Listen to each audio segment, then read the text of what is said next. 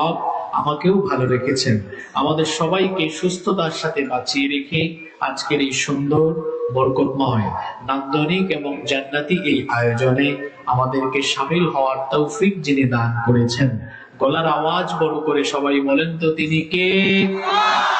সেই মহান রবের জন্য হৃদয়ের সবটুকু ভালোবাসা, আবেগ, অনুভূতিকে উজাড় করে দিয়ে খুশি মনে প্রাণবন্ত আওয়াজে উচ্চ কণ্ঠে কালিমাতুশ শুকর আদায় করে আমরা সকলেই পড়ছি আলহামদুলিল্লাহ। আমার সাথে সকলে পড়ুন রব্বানা লাকাল হামদ হামদান কাসীরান তাইয়িবান মুবারাকান ফীহি। সবাই বলুন ইয়া রাব্বি লাকাল হামদু ওয়া লাকাশ শুকরু কামা ইয়ানবাগি লিজালালি ওয়াজহিকা ওয়া আযীমি সুলতানিকা। মোহব্বতে পড়ুন লাকাল হামদু বিল ঈমান ওয়া লাকাল হামদু বিল ইসলাম ওয়া লাকাল হামদু বিল কুরআন। আমরা প্রশংসা করলাম কার? বুঝে শুনে বুদ্ধিমানের মতো জবাব দেন, ফায়দা হয়েছে কার? কেউ কেউ বলছে আল্লাহ। প্রশংসা করেছি আল্লাহর, কিন্তু ফায়দা হয়েছে। আমরা যদি এখানে কোনো ব্যক্তির প্রশংসা করতাম, গুণগান গাইতাম, ফায়দা আমাদের হতো না তার হতো? কিন্তু আমরা অনেকে বুঝি না। আমাদের দেশে অনেকে আছে বক্তৃতা আরম্ভ করলে আল্লাহর নামও নেয় না, রসুলের নামও নেয় না, বিসমিল্লাহও পড়ে না। দেখা যায় মাইক হাতে নিয়ে মাইকের সামনে গিয়ে তারপরে 2-3 মিনিট তার নেতা নেত্রীর গুণগান করবে। আমার আস্থা, আমার অভিভাবক, আমার অনুপ্রেরণা, আমার অভিভাবক, আমার এই, আমার সেই, এইরকম করতে করতে 1-2 মিনিট চলে যায়, 2-3 মিনিট চলে যায়। এই যে সে কথা বলছে, কথা বলার শক্তি তাকে দিয়েছেন কে? এজন্য শুরুতে প্রশংসা আদায় করার দরকার ছিল কার? আল্লাহর শুকরিয়া আদায় করতে জানে না, আল্লাহর নাম রসুলের নাম আবার নিতে জানে না, নিবে কেমনে? অন্তরে তো ভয় আছে। কারণ যদি বক্তব্যের শুরুতে আল্লাহ আর রসুলের নাম নেয়, তাহলে তার নেতা নেত্রীরা আবার তার মধ্যে মৌলবাদ আর জঙ্গিবাদের গন্ধ খুঁজে কিনা, এজন্য ভয়ে নিতে পারে না। আরে যেই দলে থাকলে আল্লাহ আর রসুলের নাম নিতে গেলে জঙ্গিবাদের ভয় কিংবা অন্যান্য ভয়ভীতি কাজ করে, যে দলে থাকলে আল্লাহ এবং রসুলের নাম নেওয়া যায় না, সেই দল করা কোনো মুসলমানের জন্য জায়েজ হতে পারে না। তোমার ওই নেতা নেত্রীর মুখে লাথি মেরে আল্লাহর কোরআনের দিকে চলে আসো। আল্লাহর নাম রসুলের নাম যদি আমাকে নিতেই দেয় না, তাহলে কি আমার জন্য আদর্শ হতে পারে? জোরে বলেন আদর্শ হতে পারে? আমাদের রব যিনি গলার আওয়াজ বড় করে বলেন তিনি কে? আমার খালিক কে? আমার মালিক কে? আমি প্রশংসা করব কার? আমি যদি আমার খালিক, আমার মালিকের নাম মুখে নিতে না পারি, আমি আল্লাহু আকবার বললেই যদি আমার মধ্যে জঙ্গিবাদের গন্ধ খুঁজে, তাহলে ওই ব্যক্তি তো আমার নেতা হতে পারে না। এই ব্যক্তি আমার দুশমন, মানবতার দুশমন। আল্লাহর প্রশংসা আদায়ে আমাদের ফায়দা আছে না নাই? কেমন ফায়দা? আমরা যখন আল্লাহর প্রশংসা করি, আল্লাহ তখন এর চাইতে আরো উত্তম সমাবেশে আমাদের প্রশংসা করেন। সবাই সুবহানাল্লাহ পড়তে পারলেন না? যেমন এই মুহূর্তে আল্লাহ তাআলা আরশে আজিমে ফেরেশতাদেরকে ডেকেছেন। ফেরেশতাদেরকে ডেকে আল্লাহ বললেন, আমি মানুষ বানানোর সময় তোমরা আমাকে নিষেধ করেছিলে, তোমরা বলেছো আমি যেন এদেরকে দুনিয়াতে না পাঠাই, এরা বিশৃঙ্খলা করবে। তাকিয়ে দেখো ফেরেশতারা সাতক্ষীরার কালীগঞ্জ উপজেলার এই খুবদিপুর ঈদগাহ মাঠে আমার সাতক্ষীরা বান্দারা তারা হানাহানি বিশৃঙ্খলা না করে এই গভীর রাতেও তারা আমার প্রশংসা করেছে। এই জন্য তোমাদের মতো ফেরেশতাদেরকে ডেকে আমি আমার কালীগঞ্জের এই বান্দাদের প্রশংসা তোমাদের ফেরেশতাদের সমাবেশে করলাম। সুবহানাল্লাহ। তাহলে আমরা যখন আল্লাহর প্রশংসা করি, আমাদের প্রশংসা আরো উত্তম সমাবেশে যিনি করেন, সবাই গলার আওয়াজ বড় করে বলেন তো তিনি কে? সেই আল্লাহর প্রশংসা আমরা সব সময় করব ইনশাআল্লাহ। আল্লাহর প্রশংসা আদায়ের পরে অসংখ্য অগণিত দুরূদ এবং সালাম পেশ করছি খাতামুন নবিয়্যিন, আশরাফুল আম্বিয়া ওয়াল মুরসালিন, রাহমাতাল লিল আলামিন, নবিয়ুনা ওয়া সাইয়্যিদুনা ওয়া কুদওয়াতুনা মুহাম্মাদুর রাসূলুল্লাহ, আমরা বলি সাল্লাল্লাহু আলাইহি ওয়াসাল্লামের প্রতি, যাকে আল্লাহ তাআলা মানব জাতির হেদায়েতের জন্য প্রেরণ করেছেন। আল্লাহুম্মা সাল্লি আলাইহি আল্লাহুম্মা বারিক আলাইহি। অতঃপর আমরা আজকের মাহফিলের শুরুতে দোয়া করছি তাদের জন্য যাদের মাগফিরাত কামনায় আজকের এই মাহফিল আয়োজিত হয়েছে। 24-এর গণ অভ্যুত্থানে যারা শহীদ, আমরা সেই শহীদদের জন্য দোয়া করছি। আল্লাহ তাআলা সকলকে শাহাদাতের সর্বোচ্চ মর্যাদা দান করে দেন। আরো আস্তে বলেন আমিন, আরো জোরে বলেন আমিন। তবে আমরা দোয়া করার পাশাপাশি মনের একটা ক্ষোভ আজকের মাহফিল থেকে প্রকাশ করছি। সেটা হলো অভ্যুত্থান পরবর্তী 7 মাস প্রায় হতে চলেছে, এখনো আমার ভাই বোনদেরকে যারা খুন করেছে সেই খুনিদের কোনো বিচার এখনো আমাদের চোখের সামনে পড়ে নাই। আমরা সরকারকে বলবো সংস্কার এবং নির্বাচন হবে পরে। আমার ভাই বোনদেরকে যারা প্রকাশ্য দিবালুকে পাখির মতো গুলি করে ঠান্ডা মাথায় হত্যা করেছে সেই খুনি এবং খুনের হুকুমদাতা প্রত্যেককে দেশে এনে দ্রুত ট্রাইব্যুনালে বিচার করে প্রত্যেককে ফাঁসির কাস্তে ঝুলাতে হবে।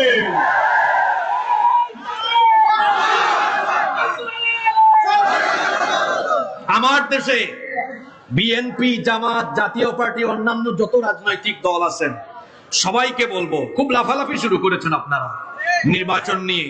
জনগণের পালস বুঝে রাজনীতি করুন, নইলে রাজনীতির মাঠে জনগণের দৌড়ানে খেয়ে আপনাদেরকে পালায় যেতে হবে। এদেশে যারা জেনজি আছে 18, 20, 22, 24, 26 বছরের যুবকেরা, এরা নির্বাচনের আগে এই দেশে খুনিদের বিচার দেখতে চায়। আপনি এত লাফান কেন? দাঁড়ান বাবা, দাঁড়ান। আপনি এত লাফান কেন? হ্যাঁ, আপনি তো আগে এলাকায় থাকতেন না, বাড়ি ঘরে থাকতেন না, আপনার খবর কি আমরা জানি না? আপনি পালায় পালায় থাকতেন। এখন যেই সকল ছেলে মেয়েদের রক্ত আর জীবনের বিনিময়ে একটু স্বাধীন বাতাসে স্বাধীনভাবে ঘুরে বেড়ান, সেই সকল ছেলে মেয়েদের খুনের বিচার না চেয়ে আপনি কিভাবে তাড়াতাড়ি ক্ষমতায় যাবেন সেই চিন্তায় মশগুল হয়েছেন।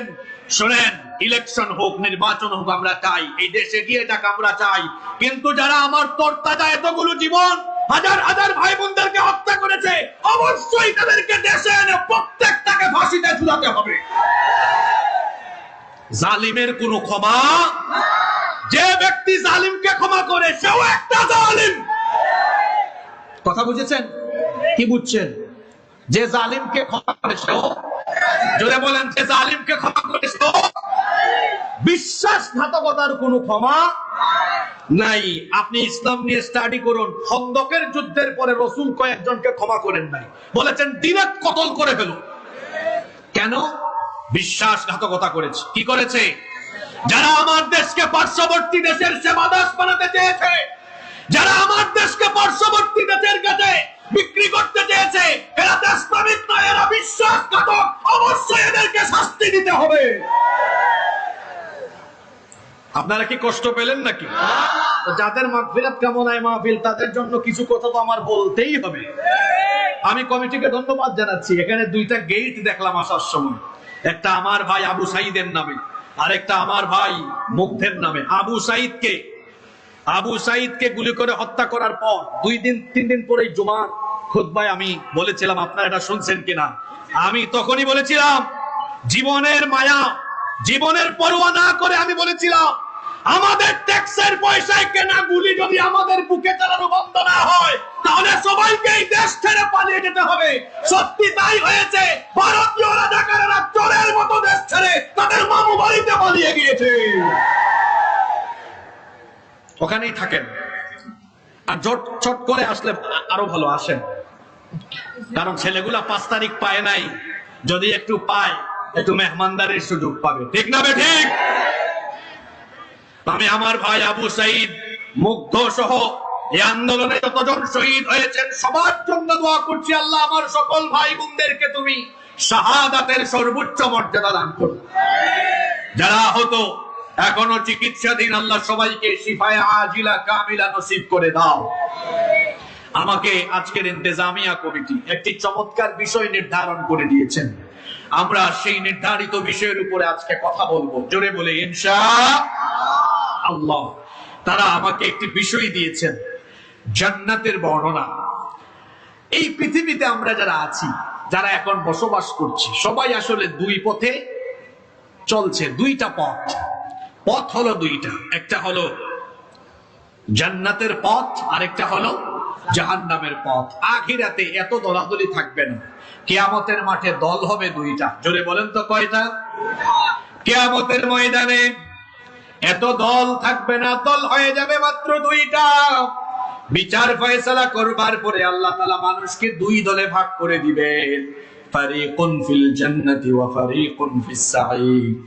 এক দল চলে যাবে জান্নাতে, আরেক দল চলে যাবে জাহান্নামে। সেই দিন হাসরের ময়দানে যিনি বিচার করবেন, বিচার দিবসের মালিক, বিচার দিবসের বিচারক, তিনি গলার আওয়াজ বড় করে বলেন, তিনি কে?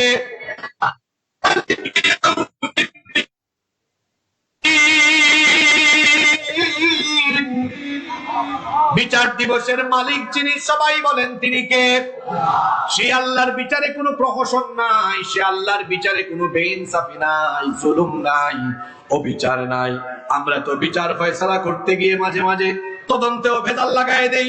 বিচার ফয়সালা করতে গিয়ে মাঝে মাঝে আমরা বিচারের নামে নিরপরাধ মানুষের উপর বিচার করে জুলুম করে নিরপরাধীকে অপরাধী বানাইয়া সাজা দেয়। এমন নমুনা আমার সোনার বাংলাদেশে আছে না নাই? আসতে বলবেন না, জোরে বলেন আছে না নাই? কিন্তু আল্লাহর বিচারে কোনো জুলুম নাই। আল্লাহ তাআলা বলছেন, ওয়ালা ইয়াযলিমু রাব্বুকা আহাদা। কি সুন্দর কথা আল্লাহ বলেছেন, ওয়ালা ইয়াযলিমু রাব্বুকা আহাদা, তোমার রব কারো উপরে জুলুম করবেন না। ফামাইয়ামাল মিসকালা যাররাতিন খায়রান ইয়ারা ওয়া মাইয়ামাল মিসকালা যাররাতিন শাররান ইয়ারা।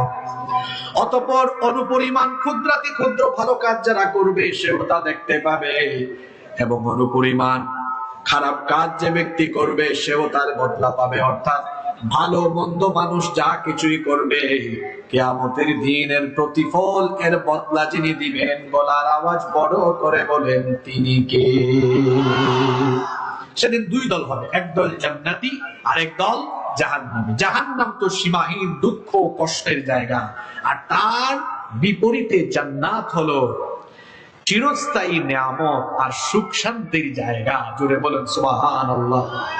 আমাদের গন্তব্য, আমরা যেতে চাই কোথায়? সবাই তো বললেন না, যেতে চাই কোথায়?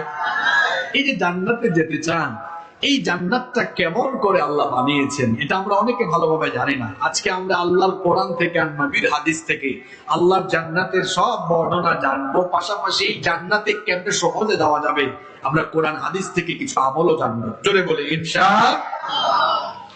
রব্বুল আলামিন আমাদের জন্য কত ফ্যান্টাস্টিক করে, কত চমৎকার করে এই জান্নাতকে বানিয়েছেন শুনেন। কোরআনে কারীমের 32 নম্বর সূরা সূরাতুস সাজদা এর 17 নম্বর আয়াতে আল্লাহ তাআলা বলছেন, ফালা তা'লামু নাফসুম মা মুখফিয়া লাহুম মিন কুররাতি আয়ুনিন জাযাআন বিমা কানু ইয়ামালুন। আল্লাহ তাআলা বলছেন, অতঃপর কেউ জানে না তাদের কৃতকর্মের প্রতিফল হিসাবে তাদের জন্য কেমন চক্ষু জুড়ানো, নয়ন প্রীতিকর, চক্ষু শীতলকারী জান্নাত আল্লাহ তাআলা রেখেছেন। হাদিসে কুদসিতে আল্লাহ তাআলা আরো বলেছেন, আ'আদাতু লিইবাদিয়াস সালিহিন, আমি আমার নেককার বান্দাদের জন্য জান্নাতের এমন সব নিয়ামত প্রস্তুত করে রেখেছি। আল্লাহ তাআলা বলছেন, মা লা আইন রাআত, যেই নিয়ামতরা যে কোনো পৃথিবীর কোন চক্ষু অবলোকন করেনি, ওয়ালা উযুনুন সামিআত, যেই নিয়ামতের কথা এখনো পৃথিবীর কোন কান শুনতে পায়নি, ওয়ালা খাতারা আলা কলবি বাশার, জান্নাতের যে নিয়ামতের কথা পৃথিবীর কোন মানুষের অন্তঃকরণে এখনো উপলব্ধি করতে পারেনি, এই রকমের জান্নাত জান্নাতীদের জন্য যিনি প্রস্তুত করেছেন তিনি কে? যেই জান্নাতের কথা আমরা শুনি, আল্লাহ তাআলা সেই জান্নাত জান্নাতীদের জন্য কত বিশাল করে, কত বড় করে বানিয়েছেন। খেয়াল করে শুনেন, আল্লাহ তাআলা কোরআনে কারীমের 3 নম্বর সূরা সূরা আলে ইমরানের 133 নম্বর আয়াতে বলছেন, ওয়াসারিউ ইলা মাগফিরাতিন মির ربكم وجنة عرضها السماوات والأرض أعدت للمتقين আল্লাহ তাআলা বলছেন তোমরা তোমাদের রবের ক্ষমা আর সেই জান্নাতের দিকে অগ্রসর হও যেই জান্নাতকে আল্লাহ তাআলা তোমাদের জন্য সামাওয়াত শব্দ আল্লাহ দিয়েছেন এক বচন দেন নাই বহু বচন দিয়েছেন আল্লাহ তাআলা বলছেন যেই জান্নাতকে আল্লাহ তোমাদের জন্য সাত আসমান আর জমিন যত বড় তার চাইতে আরো বিশাল করে এক একটা জান্নাত যিনি বানিয়েছেন তিনি কে আপনাদের মনোযোগ আছে তো মনোযোগ আছে সবার এক একটা জান্নাত কত বড় শুনেন সর্বশেষ যেই ব্যক্তি জান্নাতে যাবে সেই ব্যক্তির ঘটনা শুনেন যাকে আল্লাহ তাআলা সবার শেষে জাহান্নাম থেকে মুক্তি দিয়ে জাহান্নামের দরজা চিরদিনের জন্য লক করে দিবেন সেই সর্বশেষ জাহান্নামী ব্যক্তি তাকে মুক্তি দিয়ে আল্লাহ তাআলা যেই ব্যক্তিকে সবার শেষে জান্নাতে দিবেন সেই ব্যক্তির ঘটনা বলছি আল্লাহ তাআলা ফেরেশতাদেরকে বলবেন জাহান্নামের ভেতরে একটা বাটি চালান দাও বাটি চালান বুঝেন আপনারা আপনাদের এলাকায় কি শব্দ বলে এটা মানে চিরনি অভিযান এটা বুঝছেন তো আল্লাহ ফেরেশতাদেরকে বলবেন জাহান্নামের ভেতরে একটা চিরনি অভিযান দাও দেখো অন্তরে ঈমান ছিল আমাকে সাজদা দিয়েছে অন্তরে ঈমান ছিল এই রকমের কোন ব্যক্তি জাহান্নামের ভেতরে পাওয়া যায় কিনা হয়তো পাপের কারণে গুনাহের কারণে আমি তাকে শাস্তি দিয়েছি জাহান্নামে দিয়েছি কিন্তু ঈমান ছিল এই ধরনের ব্যক্তিগত এখনো দেখো জান্নাতে আছে কিনা ফেরেশতারা খুঁজে খুঁজে সেই ব্যক্তিদেরকে বের করবে বের করে করে এদেরকে জাহান্নাম থেকে বের করবে একেবারে সব শেষে যে ব্যক্তিকে জাহান্নাম থেকে বের করা হবে আল্লাহর নবী বলেছেন সেই ব্যক্তি দীর্ঘ বছর যাবৎ জাহান্নামে পুড়তে পুড়তে পুড়তে পুড়তে তার পুরো শরীরটা জরাজীর্ণ একেবারে জীর্ণ শীর্ণ হয়ে যাবে তার গোটা শরীরটা একেবারে তমসাচ্ছন্ন নিকষ কালো অবস্থায় রূপ নিবে লোকটা দাঁড়াতে পারবে না বসতেও পারবে না হামাগুড়ি দিয়ে দিয়ে কষ্ট করে করে তাকে জান্নাত থেকে বের করা হবে সেভাবে হামাগুড়ি দিতে দিতে দিতে দিতে জাহান্নাম থেকে বের হবে বের করার পরে সে জাহান্নাম থেকে বের হয়ে জাহান্নামের দিকে তাকায় কাঁদতে থাকবে আল্লাহ বলবেন আমার বান্দা তুমি কাঁদো কেন তখন এই ব্যক্তি বলবে আল্লাহ এজন্য কান্না করতেছি দীর্ঘ সময় পর্যন্ত এই জাহান্নামের আগুনে তুমি পুরায়া আজকে যে আমাকে জাহান্নাম থেকে বের করেছো আমি এই জন্য তোমার প্রশংসা করতেছি শুকরিয়া করতেছি আর তাকায় দেখতেছি আরে কত কষ্ট করে জায়গায় ছিলাম আজকে আমি জাহান্নাম থেকে বের হয়েছি আপনি আমাকে বের করেছেন মনে হচ্ছে যেন আমি যে কত শান্তি পেলাম এটা বোঝানো আমার দ্বারা সম্ভব নয় আল্লাহ তাআলা তখন সেই ব্যক্তিকে বলবেন ওই যে দেখো সামনে তোমার জন্য একটা সুন্দর গাছ আছে সেই ব্যক্তি তখন হামাগুড়ি দিয়ে দিয়ে ওই গাছের নিকটে যাবে গাছের ছায়ায় বসবে পানি পান করবে কিছুক্ষণ পরে সে দূরে তাকিয়ে দেখবে আরেকটা সুন্দর গাছ দেখা যায় যে গাছের নিচে বসে আছে এটার চাইতে আরো সুন্দর আরো উত্তম সে তখন বলবে আল্লাহ আমাকে যদি তুমি ওই গাছের নিকট দাও আমি আর তোমার কাছে কিছু চাইবো না আল্লাহ তখন বলবেন তুমি কি সত্যি আমার কাছে আর কিছু চাইবে না সেই ব্যক্তি বলবে আল্লাহ কসম করে বলছি আমি আর চাইবো না আল্লাহ তখন সেই ব্যক্তিকে দ্বিতীয় গাছের কাছে নিয়ে যাবেন এবার এই লোক সেই গাছের ছায়ার নিচে বসবে কিছুক্ষণ পর দেখতে পাবে আরো একটা সুন্দর গাছ দেখা যায় সে বলবে আল্লাহ ওই গাছ তো দেখতেছি এই দুইটা গাছের চাইতেও আরো সুন্দর আরো উত্তম তুমি আমাকে মেহেরবানি করে ওই গাছ পর্যন্ত পৌঁছায় দাও তখন আল্লাহ তাআলা বলবেন বান্দারে তুমি তো বলেছিলে তুমি আর আমার কাছে কিছু চাইবে না সে তখন বলবে আল্লাহ এটাই শেষবার চাইলাম আমাকে দাও তখন আল্লাহ তাআলা সেই ব্যক্তির এই আবেদন মঞ্জুর করে সেই গাছ পর্যন্ত দিবেন এবার সেই ব্যক্তি আল্লাহ তাআলার কাছে ফরিয়াদ করবে আল্লাহ জাহান্নাম থেকে তো তুমি আমাকে মুক্তি দিয়েছো কিন্তু তুমি জান্নাতকে কত সুন্দর করে বানিয়েছো এটা তো আমি জানি না আমি তোমার বানানো জান্নাতকে জান্নাতের ভিতরে ঢুকে নয় জান্নাতের বাহির থেকে এক নজর একটু দেখতে চাই দেখার সুযোগটা আমাকে দাও শুনতেছেন জান্নাত কেমন করে বানিয়েছো আমাকে দেখার এক নজর সুযোগ দাও। আল্লাহ বলবেন, বান্দা তুমি না বলেছো আমার কাছে আর কিছু চাইবে না, এখন আবার চাইলে কেন? সে বলবে, আল্লাহ আর চাইবে না, এটাই শেষ। বা আল্লাহ তাআলা তখন বলবেন, ঠিক আছে। ফেরেশতাদেরকে বলবেন, আমার এই বান্দাকে চেহারাকে আল্লাহ লাগো তোমার কাছে কেমনে বলবো, সাহস হয় না। আল্লাহ বলেন, তুই না আগে বললি আর আমার কাছে চাইবে না?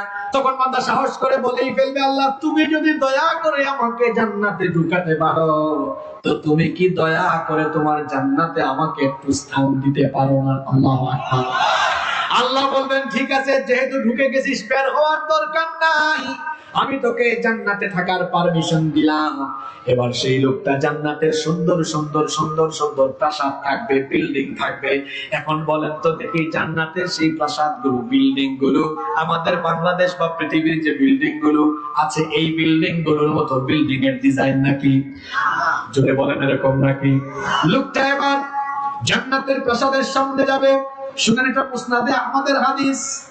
জান্নাতের পাশে গিয়ে, বিল্ডিং এর পাশে গিয়ে দেখবে, হায় হায় হায়, এটা কেমন বিল্ডিং! লাবিনাতুম মিন ফিদ্দাতিন ওয়া লাবিনাতুম মিন যাহাব। গিয়ে দেখবে স্বর্ণ আর রূপের ইটের গাঁথনি দিয়ে জান্নাতের প্রত্যেকটা বিল্ডিং এর দেয়ালকে ডিজাইন করা হয়েছে। সুবহানাল্লাহ, মুখ দিয়ে বাইরে হলো। কিসের ইট? স্বর্ণ আর, জোরে বলেন, স্বর্ণ আর কিসের? জোরে বলেন, স্বর্ণ আর, স্বর্ণ আর রৌপ্যের ইটের গাঁথনি দিয়ে জান্নাতের বিল্ডিং এর দেয়ালগুলো প্রস্তুত করা হয়েছে। ওয়া মিলাতুল মিসকুল আযফার ওয়া হাসবাউল লুলু ওয়াল ইয়াকুত। ইয়াকুতের পাথর দিয়ে আর মেশকের সুগন্ধিযুক্ত বালু আর সিমেন্ট ব্যবহার করা হয়েছে।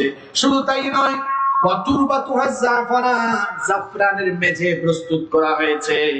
কিন্তু লোকটা কোন বিল্ডিং এ ঢুকতে পারবে না, কারণ প্রত্যেকটা বিল্ডিং এর এক একজন মালিক আছে না নাই? জুড়ে বলেন, আছে না নাই? সাতক্ষীরা শহরে গিয়ে আপনি কি যে কারো বিল্ডিং এ ঢুকতে পারবেন নাকি? প্রত্যেক বিল্ডিং এর সামনে নাম আছে, খান মঞ্জিল, চৌধুরী মঞ্জিল।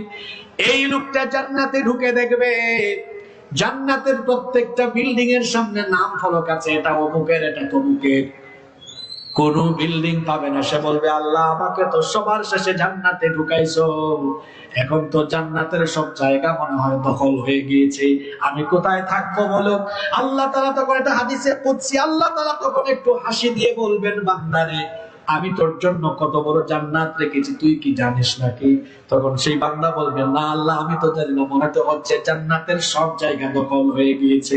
আল্লাহ বলবেন, না শোন, তুই তো সর্বশেষ জান্নাতি, তোকেও আমি যে জান্নাতটা দিব, তোকেও আমি যে জান্নাতটা দিব, সেই জান্নাত হলো তুই যে দুনিয়ায় ছিলে, এই দুনিয়ার মতো 10টা দুনিয়ার সমান জান্নাত আমি এখনো তোর জন্য রেখে দিয়েছি। আরো আসতে বলেন সুবহানাল্লাহ। তাহলে বলেন তো, সর্বশেষ জান্নাতি ব্যক্তির জান্নাতের বিশালতা কয়টা দুনিয়ার সমান? জোরে বলেন, কয়টা দুনিয়ার সমান? 10টা দুনিয়ার সমান। মুমিন কখনো দুনিয়াকে জান্নাত মনে করে না। আর দুনিয়া জান্নাতুল লিল কাফির ওয়া সিজনুল লিল মুমিন। দুনিয়া হলো কাফিরের জন্য জান্নাত আর মুমিনের জন্য জেলখানা। এইজন্য মুমিনরা দুনিয়াতে জেলখানায় ঢুকলেও, হামলা মামলা নির্যাতন ফাঁসির কাস্টে গেলেও মুমিনরা ভয় পায় না, কারণ সে জানে তার 30 40 50 60 বছরের জীবন, এখানে কষ্ট পেলেই কি আর দুঃখ পেলেই কি, মরণের পরে যে জীবন, সেই জীবনটা ক্ষণস্থায়ী না চিরস্থায়ী? আরো জোরে বলেন, ক্ষণস্থায়ী না চিরস্থায়ী? এজন্য একজন মুমিন দুনিয়ার ক্ষণস্থায়ী জীবনকে আখিরাতের চিরস্থায়ী জীবনের জন্য দুনিয়ার জীবনকে বিসর্জন করতে তার মনে কোনো ভয় ভীতি কাজ করে না, কারণ সে তার জীবনকে যার কাছে বিক্রি করে দিয়েছে তিনি কি।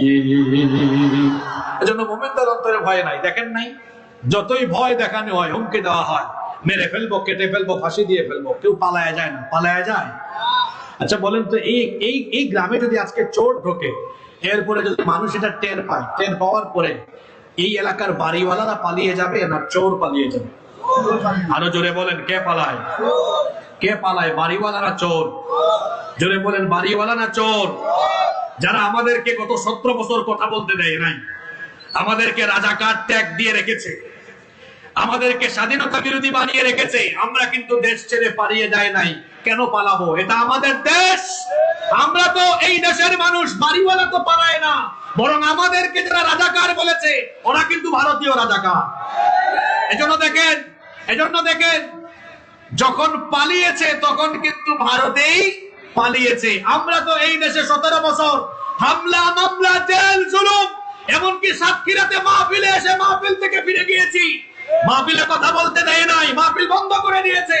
আমাদের ভাইরা নির্যাতিত হয়েছে, এই দেশে বহু নিরীহ মানুষ মধ্যম হয়েছেন, কেউ দেশ থেকে পালিয়ে যায় নাই, কারণ তারা এই দেশের মানুষ। বাড়িওয়ালা তো পালায় না, যারা চোর তারাই কেবল দেশ থেকে পালিয়ে যেতে পারে। জোরে বলেন পালায় কে? আবার বলেন পালায় কে? আবার বলতো আমি পালাই না, আবার পালাই না, তো পালাইছে কেটা? বাড়িওয়ালা পালায় না, চোর পালায়। আপনি কি রাগ করলেন নাকি? সম্মানিত উপস্থিতি, আমার প্রিয় সাতক্ষীরাবাসী, তাহলে জান্নাতে সর্বশেষ যে ব্যক্তি ঢুকবে এবং সর্বনিম্ন জান্নাত সে পাবে, এইটাও কয়টা দুনিয়ার সমান? জোরে বলেন কয়টা? আচ্ছা, আপনাদের বাড়ি যে আপনারা বানিয়েছেন, আপনাদের এলাকায় জমির হিসাব আপনারা কেমনে করেন? শতক, ডিসিমেল না বিঘা? শতক। তো আপনার বাড়ি মনে করেন 5 শতকের ভিতরে বানাইছেন, বা 10 শতকের ভিতরে একটু বড় বাড়ি, বা 20-30 শতক, কিন্তু আপনার বাড়ির ফটক দরজা এটা কয় ফিট দেন? এই যে পাল্লাগুলা, চৌকাট 3 ফিট, আড়াই তো ছোট, 2.5, 3, 3.5, 4 আরো বেশি হয়, কিন্তু কমন সাইজ হলো কি 3 থেকে 3.5, 3 থেকে 3.5। এখন আপনারা বলেন তো, জান্নাত যদি 10টা দুনিয়ার চাইতে আরো বিশাল ছোট জান্নাত হয়, বড়টা আরো বড়, তাই না? বড়টা আরো বড়। তো আপনার যদি 500 জায়গার ভেতরে নির্মাণ করা বাড়ির প্রত্যেকটা ফটকের চৌকাটের মাঝখানের দূরত্ব হয় 3-3.5 ফুট, তো জান্নাতে তো বড় হলে এর চৌকাটের মাঝখানের গ্যাপটা কম হবে না বেশি হবে? জোরে বলেন কম হবে না বেশি হবে? রাসূলের সেই হাদিসটা শুনবেন কতটুকু দূরত্ব। আল্লাহ রাসূল বলেছেন, সৌদি আরবের মক্কা শহর থেকে বাহরাইনের হাজার শহরের দূরত্ব যেমন গুগল ম্যাপে সার্চ করে দেখেন, এর দূরত্ব হলো 1200 কিলোমিটারের উপরে। তার মানে হলো, এদিকে তাকান, কেমনে বুঝাইতাম আমি, হ্যাঁ এই যে দেখেন, জান্নাতের এই দরজার চৌকাট, দুই দিকে 2টা চৌকাটের মাঝখানের এই গ্যাপের ডিসটেন্স হলো 1200 কিলোমিটারের চাইতে আরো বেশি। আপনারা খুশি না বেজার? জোরে বলেন খুশি না বেজার? শীতকাল শেষ হচ্ছে, এই যে গরম আসতেছে, আমি ঘামায় যাচ্ছি। জান্নাতে গেলে শীত লাগলে, গরম লাগলে জান্নাতে এনজয় করা যাবে না, ফুর্তি করা যাবে না। আল্লাহ বলছেন, বান্দারে জান্নাতে তোর যেন ডিস্টার্ব না হয়, তোর যেন আরাম লাগে, তোর যেন খারাপ না লাগে। এজন্য জান্নাতের ওয়েদারটাকে কেমন বানিয়েছে শোনো। লা ইয়ারাউনা ফিহা শামসান ওয়ালা জামহারিরা। জান্নাতে ঢোকার পরে তোমার গরমও লাগবে না, শীতও লাগবে না, নাতিশীতোষ্ণ আবহাওয়া জান্নাতের ভেতরে বিরাজমান থাকবে। যুবক সুবহানাল্লাহ। এই জান্নাতের উদ্বোধনী অনুষ্ঠান কেমন হবে শুনতে মন চায় না? কষ্ট হচ্ছে নাকি আপনাদের? জান্নাতের উদ্বোধনী অনুষ্ঠান মানে জান্নাত কেমনে উদ্বোধন করা হবে। দেখেন না, আমার দেশে এমপি মন্ত্রীরা এসে বিভিন্ন কিছু উদ্বোধন করে, অনেকে ফিতা কাটে না? জান্নাত কেমনে উদ্বোধন করা হবে শোনেন। জান্নাতের উদ্বোধনী অনুষ্ঠানের প্রধান অতিথি হলেন আমার নবী, আপনার নবী মুহাম্মাদুর রাসূলুল্লাহ। আমরা বলি সাল্লাল্লাহু আলাইহি ওয়াসাল্লাম। আপনারা খুশি না বেজার?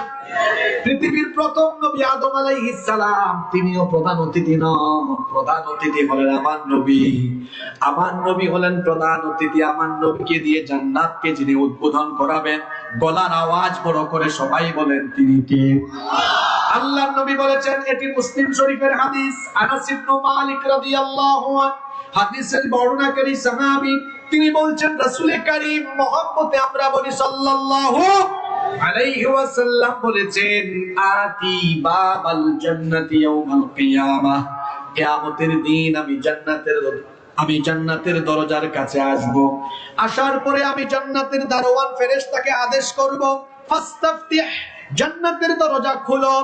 তখন জান্নাতের সেই দারোয়ান ফেরেশতা আমাকে প্রশ্ন করবে, মান আনতা, আপনি কে? আমি তখন বলবো, আমাকে চিনো না, আমি হলাম মুহাম্মাদুর রাসূলুল্লাহ। সবাই বলেন সাল্লাল্লাহু আলাইহি ওয়াসাল্লাম। ফেরেশতা তখন বলবে, বিকা উমিরতু লা আফতাহু লি আহাদিন ক্বাবলাক, আমি তো বছরের পর বছর দীর্ঘ সময় এই জান্নাতের দরজার সামনে দাঁড়ায়া দাঁড়ায়া আপনারই অপেক্ষা করছি। আল্লাহ আমাকে হুকুম করেছেন, আখিরি নবী যেদিন জান্নাতের দরজার কাছে আসবেন সেই দিন জান্নাতের দরজা খুলবা, খবরদার এর আগে জান্নাতের দরজা যেন কেউ খুলতে না পারে। আল্লাহু আকবার। ফেরেশতা তখন সরে যাবে, আমার নবী গিয়ে জান্নাতের দরজায় হাত দিয়ে আমার নবী জান্নাতের দরজা খুলে সবার আগে তিনি জান্নাতে ঢুকে জান্নাতকে উদ্বোধন করবে। সুবহানাল্লাহ কইলে কি হবে? আমি আমাদের মনের অবস্থা কিছু কিছু বুঝতেছি। অনেকে ভাববে, হুজুর নবী যদি আমাদেরকে রেখে জান্নাতে চলে যান আমাদের অবস্থা কি হবে? শোনেন, হতাশ হওয়ার কিছু নাই। আল্লাহর নবী বলেছেন, আমার উম্মত দুনিয়ায় এসেছে সবার পরে, কিন্তু মর্যাদা থাকবে সবার উপরে। আল্লাহর নবী বলেছেন, কিয়ামতের দিন আমি জান্নাতকে উদ্বোধন করব। জান্নাতকে উদ্বোধন করার পরে আল্লাহ তাআলা আমার এরপরে জান্নাতের ভিতরে অন্যান্যদেরকে ঢুকাবেন, কিন্তু অন্যান্য নবীর উম্মত জান্নাতে ঢুকতে পারবে না ততক্ষণ, আমার উম্মত জান্নাতে যাবে না ততক্ষণ। তার মানে কিয়ামতের ময়দানে সকল নবীর উম্মতদের মধ্যে আমাদের নবীর উম্মতকে সবার আগে যিনি জান্নাতে ঢুকাবেন তিনি কে? আলহামদুলিল্লাহ পড়বেন না আপনারা? জোরে বলেন আলহামদুলিল্লাহ। তাহলে জান্নাতে সবার আগে ঢুকবেন আমাদের নবী, নবীদের মধ্যে তিনি আগে এবং সবার আগে। আর উম্মতের মধ্যে সবার আগে জান্নাতে ঢুকবে কারা? আমরা ওইটা আসতে বললেন, জোরে বলতে পারলেন না। সবার আগে কারা? আরো জোরে বলেন কারা? এমনকি আল্লাহর নবী বলেছেন, সবচাইতে বেশি সংখ্যক জান্নাতি আমার উম্মতের ভেতরেই থাকবে। সুবহানাল্লাহ। এই জান্নাতে যখন আপনারা ঢুকবেন, কিভাবে জান্নাতে আপনাদেরকে ঢুকানো হবে? এই যে আমি আজকে আসলাম, বলছিলাম কেউ এত বেশি যেন না যায়, তাও আসার পরে সবাই মিলে তাকবীর দেয়, আগমন শুভেচ্ছার স্বাগতম বলে। আমার মতো ছোটখাটো মানুষ আসলে যদি সাতক্ষীরায় এই কালীগঞ্জের মানুষ স্বাগতম, আগমন, স্বাগতম এগুলো বলে, তাহলে বলেন তো জান্নাতে ঢুকলে আপনাদেরকে রিসিভ করার জন্য সেখানেও মিছিলের ব্যবস্থা আছে না নাই? আসতে বলবেন না, জোরে বলেন আছে না নাই? যখনই আপনাদেরকে ফেরেশতারা জান্নাতের দিকে নিয়ে যাবে, কেমনে আপনাদেরকে ওয়েলকাম করা হবে শুনেন। আল্লাহ তাআলা কোরআনে কারীমের 39 নম্বর সূরা সূরাতুজ জুমারের 73 নম্বর আয়াত থেকে বলছেন, ওয়াসিকাল্লাযীনা তাকাউ রাব্বাহুম ইলাল জান্নাতি যুমারা হাত্তা ইযা জাউহা ফুতিহাত أبوابها وقال لهم خزنتها, আমার সাথে বলেন, সালামুন আলাইকুম তিবতুম ফাদখুলুহা খালিদিন। যারা তাদের রবকে ভয় করে পৃথিবীতে জীবন যাপন করেছে, দলে দলে যখন তাদেরকে জান্নাতে নিয়ে যাওয়া হবে, এখানে আল্লাহ কেমন শব্দ দিয়েছেন আলেমরা বুঝবেন, আপনারা আম মানুষ বুঝবেন না। ফুতিহাত অটোমেটিকলি ওপেন হয়ে যাবে। ঢাকায় গেলে দেখবেন, আপনাদের সাতক্ষীরা শহরে আছে কিনা আমি জানি না, দেখবেন কিছু কিছু গ্লাস আছে এমন সেন্সর গ্লাস, কেউ খোলা লাগে না, সামনে গেলেই দেখবেন অটোমেটিক খুলে। দেখছেন আপনারা? জান্নাতীরা যখন জান্নাতে যাবে এইরকম সেন্সরের মতো জান্নাতটা ওপেন হবে, ফেরেশতারা দাঁড়ায় থাকবে। ফেরেশতারা তখন সালাম দিবে, সালাম দিয়ে বলবে, সালামুন আলাইকুম তিবতুম ফাদখুলুহা খালিদিন। আপনাদের উপরে সালাম, আপনারা 1-2 দিনের জন্য মেহমান না, চিরকালের জন্য আপনারা জান্নাতে ঢুকে যান। সুবহানাল্লাহ। জান্নাতীরা ঢুকার আগে জান্নাত থেকে আরো 40 বছরের দূরত্বে থাকতে এই জান্নাতীদের নাকের ডগা জান্নাতের সুগন্ধ এসে লাগতে থাকবে। জান্নাতীরা যখন জান্নাতে ঢুকবে, জান্নাতে ঢুকার পরে তাদেরকে প্রথম কিভাবে মেহমানদারি করা হবে? আপনাদের বাসা বাড়িতে মেহমান আসলে আপনারা মেহমানকে নাস্তা দেন কি দেন না? প্রথমে হয়তো খেজুর দেন, কিংবা বিভিন্ন ফ্রুটস দেন, বিভিন্ন ধরনের নাস্তা দেন, মিষ্টান্ন দেন। কিন্তু জান্নাতে যখন আপনারা ঢুকবেন, আল্লাহ তাআলা সর্বপ্রথম জান্নাতীদেরকে কোন মেনু দিয়ে মেহমানদারি করাবেন? আল্লাহ নবী বলেছেন, জান্নাতীরা জান্নাতে ঢোকার পরে সর্বপ্রথম মাছের কলিজা ভুনা করে জান্নাতীদের সামনে পরিবেশন করা হবে। হাই রে হাই, কত মানুষের মুখের মধ্যে পানি, জিহ্বায় পানি চলে আসছে এক আইটেমের কথা শুনে, বাদ বাকি আরো আইটেম কম না বেশি। কি নাই বলেন সেখানে? ওয়ালাকুম ফিহা মা তাশতাহি আনফুসুকুম ওয়ালাকুম ফিহা মা তাদউন নুজুলাম মিন গফুরির রহিম। আল্লাহ তাআলা বলছেন, তোমাদের মন যা চায় চাওয়া মাত্রই তা তোমাদের সামনে পরিবেশিত হয়ে যাবে। ফিশ থাকবে, চিকেন থাকবে, বিফ থাকবে, আবার সেখানে মাটনও থাকবে, এমনকি বারবিকিউ ডিনার পার্টিও সেখানে হবে, এমনকি নাম না জানা, জানা অজানা বিভিন্ন ধরনের বিভিন্ন স্বাদের পাখির গোশত থাকবে। আল্লাহ বলেছেন, ওয়ালা মিন তাইরিন মিম্মা ইয়াশতাহুন। সুবহানাল্লাহ পড়বেন না? যে ধরনের পাখির গোশত খেতে চাইবে, এই যে সুন্দরবনে পাখি আছে, আমাদের হাওরে বাওরে পাখি আছে, কিন্তু আমরা পাখি শিকার করি না, এটা আইনত অপরাধ।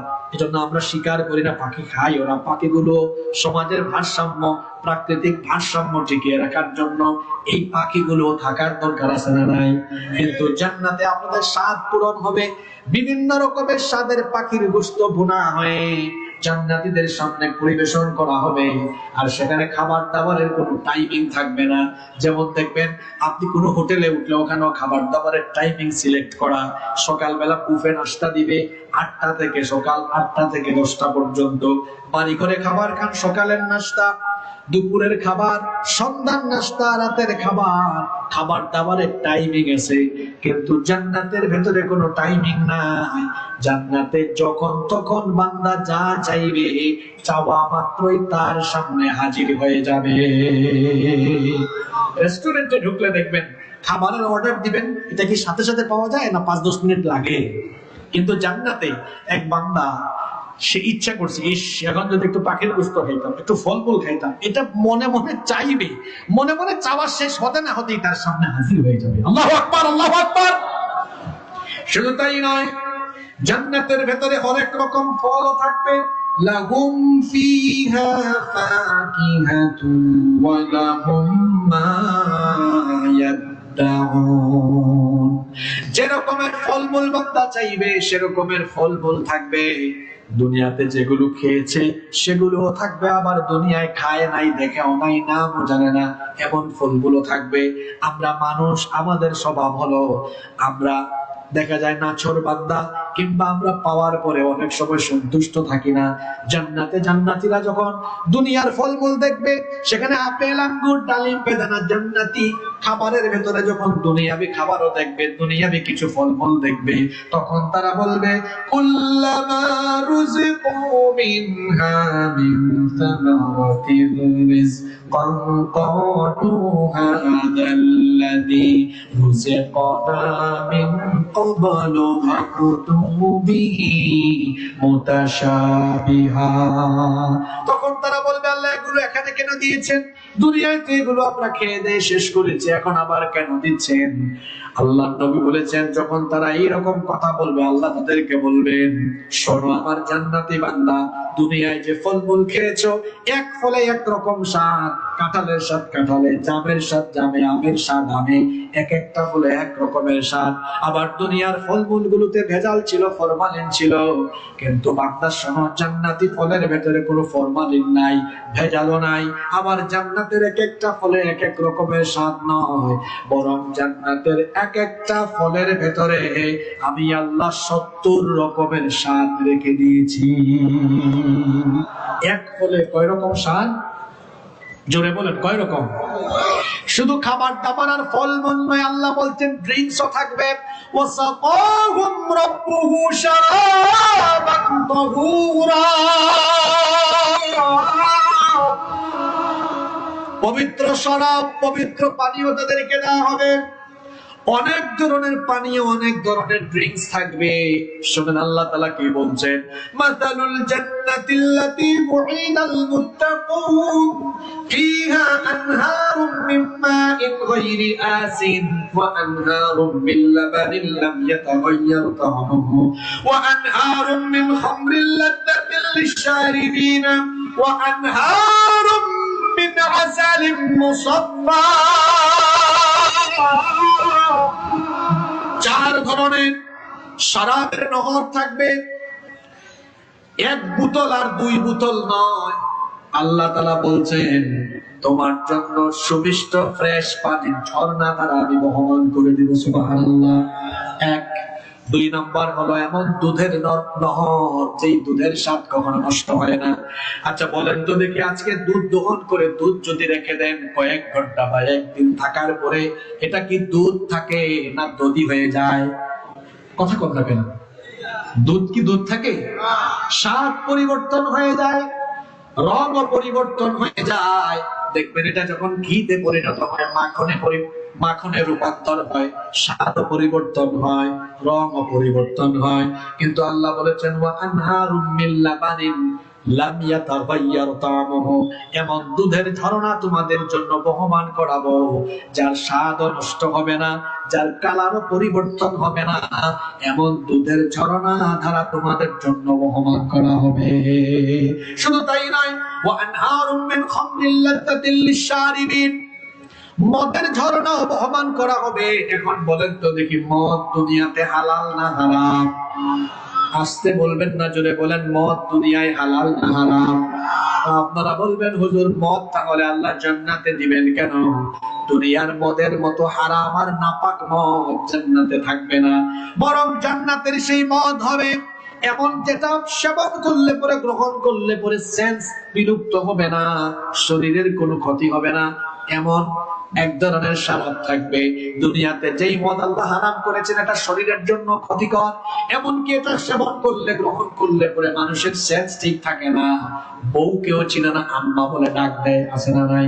সেন্স বিলুপ্ত হয়ে যায়, মাথা ঠিক থাকে না, সেন্স বিলুপ্ত হয়ে যায়, শরীরেরও ক্ষতি হয়। কিন্তু আল্লাহ নবী, কিন্তু আল্লাহ তাআলা কোরআনে কারীমে বলেছেন লা ফিহা গাওলুন ওয়ালা হুম ইউনজাফুন, জান্নাতের এই মদ, এটা গ্রহণ করলে শরীরের শক্তিও কমে যাবে না, সেন্সলেস হবে না, বরং আরো বেশি এনার্জেটিক হয়ে যাবে। আল্লাহু আকবার। জান্নাতের ভেতরে অনেক রকমের ঝর্ণা ধারা থাকবে। ওয়া আনহারুম মিন আসালিম মুসাফফা, সেখানে মধুর ঝর্ণাও থাকবে, আটার মিশ্রণ যুক্ত বিভিন্ন আইটেমের বিভিন্ন ধরনের শরাব থাকবে, এমনকি তাসনিমের ফ্লেভার যুক্ত। আল্লাহ বলেছেন খিতামুহু মিসকুন, আল্লাহ বলেছেন মিশকের মোহর যুক্ত এমন এমন এমন এমন শরাব থাকবে। ওয়া মিজাজুহু তাসনিম, তাসনিমের ফ্লেভার যুক্ত শরাব। এই পবিত্র শরাব জান্নাতীদেরকে যিনি দিবেন, গলার আওয়াজ বড় করে সবাই বলেন তিনি কে? বলেন তো দেখি, খাবার দাবার খেলে টয়লেটের দরকার আছে না নাই? কষ্ট হচ্ছে নাকি আপনাদের? খাবার দাবার গ্রহণ করলে টয়লেটের দরকার আছে, কিন্তু জান্নাতের ভেতরে কোনো টয়লেট নাই, ওয়াশরুম নাই। এখন আপনি বলবেন হুজুর আল্লাহ তো বড় কায়দা করে রাখছে, আমরা যদি বেশি খাইতে না পারি, তাই না? জান্নাতের ভেতরে ওয়াশরুম নাই, টয়লেট নাই, তার মানে এই নয় যে আপনি কম খাবেন, এই জন্য আল্লাহ ব্যবস্থা করেছেন। বিষয়টা হলো এমন, জান্নাত তো পবিত্র জায়গা, সেখানে যদি টয়লেট থাকে, ওয়াশরুম থাকে, পবিত্রতা তো আর থাকে না। এই জন্য জান্নাতে জান্নাতীরা যতই খাবে, জান্নাতীদের কোনো পেশাব পায়খানার দরকার হবে না। বলবেন হুজুর তাহলে হজম হবে কেমনে? আল্লাহর নবী বলেছেন জান্নাতীরা ইচ্ছা মতো খাবে, কিন্তু খাবার হজম হওয়ার জন্য আল্লাহ একটা সুন্দর প্রসেস করে দিয়েছেন। জান্নাতি ব্যক্তি খাবার খাওয়ার পরে একটা ঢেকুর দিবে, ঢেকুরের মাধ্যমে তার পেটের সকল খাবার হজম হয়ে যাবে। আবার ঢেকুর দেওয়ার পরে একটা সুগন্ধ বের হবে, যেটা মেশকের চাইতেও আরো বেশি সুগন্ধযুক্ত। সুবহানাল্লাহ। জান্নাতীরা জান্নাতের ভেতরে থাকবে, জান্নাতীদেরকে খেদমত করার জন্য জান্নাতীদের খাদেমও থাকবে। কিন্তু আল্লাহর নবী বলেছেন একেবারে সর্বনিম্ন মর্যাদার জান্নাতি যিনি হবেন, সেই জান্নাতির জন্য আল্লাহ তাআলা ৮০,০০০ খাদেমের ব্যবস্থা করেছে।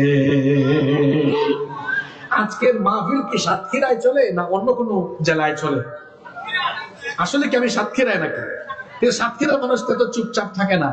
আপনারা যে একটু আগে ঠিক এত জোরে বললেন, কিন্তু এখন সুবহানাল্লাহটা এত জোরে বলতে পারলেন না। একেবারে নিম্ন মর্যাদার জান্নাতি খাদেম পাবে ৮০,০০০। ৮০,০০০ এটা কি সর্বোচ্চ না সর্বনিম্ন? তো চিন্তা করেন, সাতক্ষীরার মানুষ তো আমার বিশ্বাস সর্বনিম্ন না, সর্বোচ্চটাতে যাবে। কারণ ইসলামের জন্য, দ্বীনের জন্য, কোরআনের বিপ্লবের জন্য, ইসলামী আন্দোলনের জন্য এই সাতক্ষীরার মানুষের ত্যাগ আর কুরবানি আছে না নাই? যারা বলেন আছে না নাই? এই যে কিছুদিন আগে ছাত্ররা ৩২ নম্বরে বুলডোজার চালাইছে, এইটা সর্বপ্রথম উদ্বোধন করা হয়েছিল কোথায় ভুলে গেছেন, আপনাদের এলাকা আপনারা জানেন না। কোথায় কোথায়? এই সাতক্ষীরায়। এই সাতক্ষীরায় বহু মানুষের বাড়িঘর বুলডোজার দিয়ে জ্বালায়, বুলডোজার দিয়ে একেবারে চূর্ণ বিচূর্ণ করে মাটির সাথে ছেড়ে দেওয়া হয়েছে। তো যাদের ইসলামের জন্য এত ত্যাগ আছে, কুরবানি আছে, তাদেরকে কি আল্লাহ তাআলা পুরস্কৃত করবেন না? জান্নাতে সর্বনিম্ন মর্যাদার জান্নাতি খাদেম পাবে কত হাজার? আরো জোরে বলেন, কত হাজার? আপনারা খুশি না বেজার? একা একা জান্নাতে তো ভালো লাগবে না, একটু সময় কাটানোর জন্য তো আপনার সঙ্গী দরকার, সাথী দরকার। এজন্য আল্লাহ তাআলা জান্নাতীদের জন্য হুরদের ব্যবস্থা করেছেন। ওয়াজাওয়াজনাহুম বিহুরিন নাঈম। কিরে যুবক পোলা পায়, হঠাৎ করে হুরের আয়াত আসে, সবাই দিকে একটু নড়ে চড়ে বসছে। কয়েকজনকে দেখলাম খুব মুড নিয়ে বসছে, হ্যাঁ, মনে হচ্ছে এতক্ষণ এটার জন্য অপেক্ষাইছে। আল্লাহ তাআলা বলছেন ওয়াজাওয়াজনাহুম বিহুরিন নাঈম। শুনায় না, সুন্দর টাগর টাগর চক্ষু বিশিষ্ট উটদের সাথে আল্লাহ জান্নাতীদের বিবাহ দিবেন। দুনিয়ার কালীগঞ্জের জরিনা সকিনা দেখলে যুবকদের মাথা ঠিক থাকে না, কয় দোস্ত কি যে দেখলাম, মাথা ঠিক নাই। ও আমার ভাই, জান্নাতে আল্লাহ তাআলা জান্নাতীদেরকে যে হুর দিবেন, দুনিয়ার নারীদের চাইতে তাদের সৌন্দর্য কম না বেশি? আল্লাহর নবী বলেছেন জান্নাতি এক একজন হুর, তাদেরকে আল্লাহ এত সৌন্দর্য দিয়েছেন, যদি জান্নাতের কোন একজন হুরকে আল্লাহ তাআলা দুনিয়ার আসমানে এসে একবার একটু উঁকি মারার অনুমতি দিতেন, তাদের সৌন্দর্যে দুনিয়ার পূর্ব থেকে পশ্চিম দিগন্ত পুরোটাই একেবারে আলোকিত হয়ে যেত। এইরকম সুন্দরী সুন্দরী হুর জান্নাতীদের জন্য রেখেছেন কি? আবার কেমন ইনট্যাক্ট, লাম ইয়াতুমিথুন্না ইনসুন ক্বাবলাহুম ওয়ালা জান, যাদেরকে এর আগে জিন বা ইনসান কেউ স্পর্শও করে নাই, এমন ইনট্যাক্ট হুর আল্লাহ জান্নাতীদের জন্য রেখেছেন। আল্লাহু আকবার। এইরকম সুশ্রী, সুনয়না, সুস্নিগ্ধা, অসম্ভব রকমের সুন্দরী এক একজন হুর, এদেরকে আল্লাহ জান্নাতীদের জন্য বানিয়েছেন। জান্নাতীরা জান্নাতের মধ্যে আরামে আয়েশে থাকবে, কিন্তু জান্নাতীরা জান্নাতের ভেতরে সুন্দর আরাম আয়েশে থাকলেও তিনটা জিনিস জান্নাতে থাকবে না। জোরে বলেন কয়টা জিনিস জান্নাতে থাকবে না? আরো জোরে বলেন কয়টা? আপনারা মনে মনে ভাবতে পারেন, হুজুর এতক্ষণ পর্যন্ত সব শুনাইলেন আছে আছে না আছে আছে আছে, হঠাৎ করে এসে বলতেছেন নাই। জান্নাতে আবার কি নাই? জান্নাতে তো না থাকার মতো কোনো জিনিস থাকার কথা না। জান্নাতে তিনটা জিনিস থাকবে না। জোরে বলেন তো কয়টা? তিনটা জিনিস জান্নাতে থাকবে না। নাম্বার ওয়ান, এক নাম্বার, অসুস্থতা বলতে কোনো বিষয়ে জান্নাতে থাকবে না। পেটে ব্যথা, মাথা ব্যথা, জ্বর, সর্দি, কাশি, করোনা ভাইরাস ইত্যাদি ইত্যাদি বিভিন্ন ধরনের রোগ বালাই, কোন ধরনের রোগ বালাই থাকবে না। জান্নাতে যারা যাবে চিরকালের জন্য সুস্থ হয়ে তারা সুস্থতার সাথে জান্নাতে থাকবে। তাহলে জান্নাতে এক নম্বরে অসুস্থতা নাই। জোরে বলেন তো কি নাই? দুই, জান্নাতে বার্ধক্য নাই। আয়নার সামনে দাঁড়ালে দেখবেন হায় রে হায়, কয়েক বছর আগে কেমন ছিলাম আর এখন কেমন হয়ে গেলাম, তাই না? চুল দাড়ি পরিবর্তন হয়ে যাচ্ছে, চামড়া পরিবর্তন হয়ে যাচ্ছে, চেহারা পরিবর্তন হয়ে যাচ্ছে। কিন্তু জান্নাতে ফিগার পরিবর্তন হবে না, বডি পরিবর্তন হবে না, চেহারার মধ্যে কোনো ধরনের পরিবর্তন আসবে না। বরং জান্নাতীরা জান্নাতে ঢোকার পরে জান্নাতীরা চিরজীবনের জন্য চির যৌবন লাভ করবে। কোন বয়স্ক মানুষ থাকবে না জান্নাতের ভিতরে, বরং সকল বয়স্ক বাবা মাদেরকে আল্লাহ তাআলা জান্নাতে ঢোকানোর সময় 30 বছরের ভরা যৌবন দিয়ে জান্নাতে ঢোকাবে। সুবহানাল্লাহ পড়বেন না সবাই? 3 নাম্বার যেই জিনিসটা জান্নাতে থাকবে না সেটা হলো জান্নাতের মধ্যে কখনো কারো মৃত্যু হবে না। মৃত্যু হবে এই দুনিয়ায় হওয়ার পরে, আর কখনো মৃত্যু হবে না।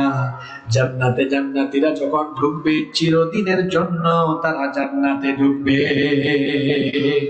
তাহলে জান্নাতে কয়টা জিনিস নাই? সবাই বলেন কয়টা? 3টা। 1 নম্বরে কি নাই? ভুলে গেছেন। 1 নম্বরে কি নাই? অসুস্থতা নাই। কি নাই? অসুস্থতা। কেউ অসুস্থ হবেন না। 2 নম্বরে জান্নাতে কি নাই?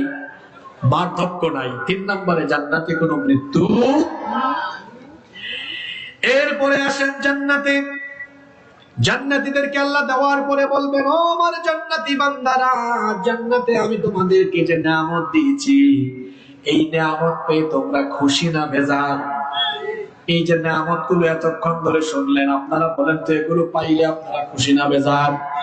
জান্নাতীরা বলবে, আল্লাহ আমরা খুব খুশি। আল্লাহ তাআলা বলবেন, জান্নাতীরা শোনো, ওয়ালাদাইনা মাজিদ, আমার কাছে আরো বেশি জিনিস নিয়ামত তোমাদের জন্য আছে। আল্লাহু আকবার। জান্নাতীরা মনে মনে চিন্তা করবে আরো বেশি আছে মানে কি? মনে মনে তারা বুঝবে আসলে আসল জিনিসটাই তো বাকি আছে, কিন্তু কেউ সাহস করে বলতে পারবে না।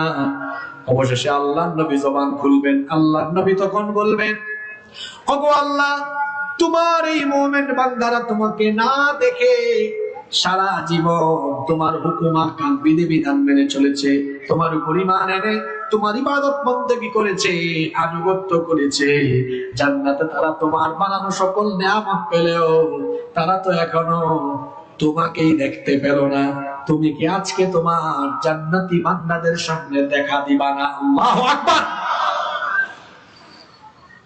আল্লাহ রাসূলের সাহাবীরা আল্লাহর নবীকে জিজ্ঞেস করেছিলেন, ওগো আল্লাহর নবী, হাল নারা রাব্বুনা ইয়াউমাল কিয়ামাহ, আমরা কি কিয়ামতের দিন আমাদের রবকে দেখব কিনা? আল্লাহর নবী তখন সাহাবীদেরকে পাল্টা প্রশ্ন করলেন, হাল তুদাররুনা ফি রুয়াতিল কমারি লাইলাতাল বদর। আল্লাহর নবী বললেন, মেঘমুক্ত পরিচ্ছন্ন আকাশে রাতের বেলা চাঁদ দেখতে তোমাদের কোনো অসুবিধা হয় নাকি? সাহাবীরা বললেন না। আল্লাহর নবী আবার জিজ্ঞেস করলেন, হাল তুদাররুনা ফিশ শামসি লাইসা দুনাহা সাহাব, মেঘমুক্ত স্বচ্ছ পরিষ্কার আকাশে দিনের বেলা সূর্য দেখতে তোমাদের কোনো কষ্ট হয় নাকি? আল্লাহর নবী সাহাবীদেরকে জিজ্ঞেস করলেন, পরিষ্কার পরিচ্ছন্ন স্বচ্ছ আকাশে দিনের বেলা সূর্য আর রাতের বেলা চাঁদ দেখতে কষ্ট হয় নাকি? সাহাবীরা বললেন না। আল্লাহর নবী তখন সাহাবীদেরকে বললেন, ফাইন্নাকুম তারাউনাহু কাযালিক।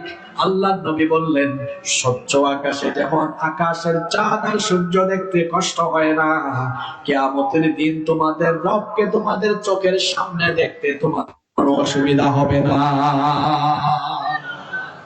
আল্লাহ তাআলাকে কিয়ামতের দিন দেখা যাবে। আহারে, এই দুনিয়ার মানুষ এত সুন্দর, দুনিয়াটাকে আল্লাহ এত সুন্দর করে বানিয়েছেন, সেই আল্লাহ সুন্দর হবেন কম না বেশি?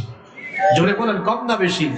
দুনিয়া সুন্দর, মানুষ সুন্দর, আসমান সুন্দর, জমিন সুন্দর, সুন্দরে সুন্দরে পাল্লা, জানি না কত সুন্দর তুমি আল্লাহ, জানি না কত সুন্দর তুমি আল্লাহ। সুবহানাল্লাহ। আল্লাহ কত সুন্দর এটা আমরা কেউ জানি না। সবকিছু যদি এত সুন্দর হয়, আল্লাহ সুন্দর হবে না কম না বেশি? আল্লাহ তুমি অপরূপ, না জানি কত সুন্দর, তোমায় আমি সপেছি প্রাণ, সপেছি এই অন্তর। আল্লাহ তুমি অপরূপ, তোমার আলো ছড়িয়ে পড়ে সুন্দর এই পৃথিবীতে চাঁদ সূরজ জেগে ওঠে তোমার ডাকে সাড়া দিতে। তুমি আছো বুকের গভীরে গহীন ভেতর, আল্লাহ তুমি অপরূপ না জানি কত সুন্দর। তোমায় আমি সপেছি প্রাণ, সপেছি এই অন্তর, আল্লাহ তুমি অপরূপ। আল্লাহু আকবার। আল্লাহর নবী বলবেন, আল্লাহ তুমি তো জান্নাত দিয়েছো, কিন্তু তুমি কি তোমার জান্নাতি বান্দাদের সামনে একবার এসে দেখা দিবা না? সুবহানাল্লাহ পড়বেন না? আল্লাহ তাআলা তখন বলবেন, ও আমার হাবিব, কেন আমি দেখা দিব না? কেন আমি আমার জান্নাতি বান্দাদের সামনে আসবো না? আমার জান্নাতি বান্দারা সারাটা জীবন আমার ইবাদত বন্দেগী করেছে, সারাটা জীবন তারা আমার আনুগত্য করেছে, আমার বন্দেগী করেছে, কেন আমার জান্নাতি বান্দাদের সামনে আমি আসবো না? আল্লাহ তাআলা তখন জান্নাতীদের সামনে আসবেন, ফেরেশতারা সারিবদ্ধভাবে দাঁড়াবে। ওয়াজাআ রাব্বুকা ওয়াল মালাকু সাফফান সাফফা, ফেরেশতারা সারিবদ্ধ হয়ে দাঁড়াবে, মহান আল্লাহর ৭০,০০০ নূরের পর্দা সরে যাবে, আর আল্লাহ তাআলা সরাসরি জান্নাতীদের সামনে আসবেন। আল্লাহ এসে জান্নাতীদের দিকে তাকাবেন, জান্নাতীরাও আল্লাহর দিকে তাকাবে, এভাবে অপলক নয়নে উভয়ে উভয়ের দিকে তাকিয়ে থাকবেন। কত সময় যে চলে যাবে বান্দা টেরও পাবে না। আল্লাহু আকবার। সেই পবিত্র অনুষ্ঠানে আমরা থাকতে চাই কি চাই না? জোরে বলেন, সেই পবিত্র অনুষ্ঠানে আমরা থাকতে চাই কি চাই না? হে মহান রব, আমরা তোমার কাছে ফরিয়াদ করছি, সেই পবিত্র অনুষ্ঠানে আমরা তো যে গুনাহগার, সামনের কাতারে বসার চান্সই আমাদের হবে না। আল্লাহ তুমি আমাদেরকে পিছনে অথবা যে কোনো একটা কোনায় কানায়ও আমাদের থাকার ব্যবস্থা করে দিও, বলেন আমিন। এই জান্নাত আমাদের জন্য বানিয়েছেন কে? আরো জুড়ে বলেন কে? এই জান্নাতে যাওয়ার জন্য আমাদের সামনে একটা অফুরন্ত সুযোগ আসতেছে। আর ২-৩ দিন পর, ২-৩ দিন পর একটা ২-৩ দিন হবে, ২ দিন পর একটা মাস আমরা শুরু করতে যাচ্ছি। মাসটার নাম কি? জোরে বলেন, মাসটার নাম কি? রমজান মাস। আমাদের জীবনে যত গুনাহ করেছি আমরা গুনাহ মাফ করাইয়া আল্লাহর কাছ থেকে ক্ষমা প্রাপ্ত হয়ে আল্লাহর এই জান্নাতে ঢোকার একটা সুযোগ আমাদের সামনে চলে এসেছে, বলেন আল্লাহু আকবার। এই যে রমাদান, এই শব্দটা বাংলা না আরবি? জোরে বলেন, বাংলা না আরবি? এটার অর্থ কি? এটার অর্থ হলো জ্বালিয়ে দেওয়া, পুড়িয়ে দেওয়া, ছারখার করে দেওয়া। রমজান মাস আসলে কি আমরা জ্বালাও পোড়াওয়ের কাজ করি নাকি? না। তাহলে রমজান কি জ্বালাতে আসে, কি পোড়াতে আসে? 11টি মাস আমরা গুনাহ করতে করতে আমাদের অন্তরটাকে কলুষিত করে ফেলেছি। 11টি মাস আমরা গুনাহ করতে করতে গুনাহের সাগরে আমরা হাবুডুবু খাচ্ছি। আল্লাহ তাআলা রমাদানুল মুবারকের মাসে 30টা সিয়াম দিয়ে একটা চমৎকার কোর্স দিয়েছেন। আমরা যদি সিয়াম কিয়ামের সাথে আল্লাহর কোরআন চর্চা করে পুরো মাস যদি আমরা তাকওয়ার সাথে চলতে পারি, রমাদান মাসের ইবাদত বন্দেগী আর আমল দিয়ে আমাদের আমলনামায় যে গুনাহগুলো আছে, রমজান মাসের এই নেক আমলগুলো দিয়ে আল্লাহ আমলনামায় থাকা গুনাহগুলোকে জ্বালিয়ে পুড়িয়ে ছাই করে দিয়ে আমাদেরকে গুনাহ থেকে যিনি পবিত্র করে দিবেন তিনি কে? মাহে রমজান এলো বছর ঘুরে, মুমিন মুসলমানের দারে দারে। মাহে রমজান এলো বছর ঘুরে, মুমিন মুসলমানের দারে দারে। রহমতের বাণী নিয়ে, মাগফিরাতের পয়গাম নিয়ে এলো সবার মাঝে আবার ফিরে। মাহে রমজান এলো বছর ঘুরে, মুমিন মুসলমানের দারে দারে। মাহে রমজান এলো বছর ঘুরে, মুমিন মুসলমানের দারে দারে। গুনাহ মাফের এই তো সুযোগ, আল্লাহর প্রিয় হওয়ার এই তো সুযোগ। এই সুযোগে নাও গো তুমি আল্লাহর রঙে জীবন রঙিন করে। মাহে রমজান এলো বছর ঘরে, মুমিন মুসলমানের দারে দারে। পাপী তাপী আয় রে ছুটে, আল্লাহর রহম তোরা মেরে লুটে। পাহাড় সমান গুনার বোঝা, পাহাড় সমান পাপের বোঝা, দেবেন রহিম সবই ক্ষমা করে। মাহে রমজান এলো বছর ঘরে, মুমিন মুসলমানের দারে দারে। মাহে রমজান এলো বছর ঘরে, মুমিন মুসলমানের দারে দারে। বলেন আলহামদুলিল্লাহ। আমরা কি রমজান মাসে নিজেদেরকে ক্ষমাপ্রাপ্ত বানাতে চাই? জোরে বলেন, বানাতে চাই? আজকে আমার ভাইরা কমিটি থেকে অনুরোধ করেছিলেন, হুজুর জান্নাত নিয়ে আলোচনা করবেন আর আমাদেরকে রমজানের এমন কিছু আমল বলে যাবেন যাতে আমরা এই রমজানে আমাদের গুনাহগুলো মাফ করায় ফেলতে পারি। আমরা কি এখানে 10-12 মিনিট ধৈর্য ধরে থাকতে পারবো? আজকে আপনাদেরকে এমন 5টা আমল দিয়ে যাচ্ছি, আমি তো আর রমজান মাসে আপনাদের এলাকায় আসার সুযোগ হবে না, এজন্য আগে ভাগে দিয়ে যাচ্ছি।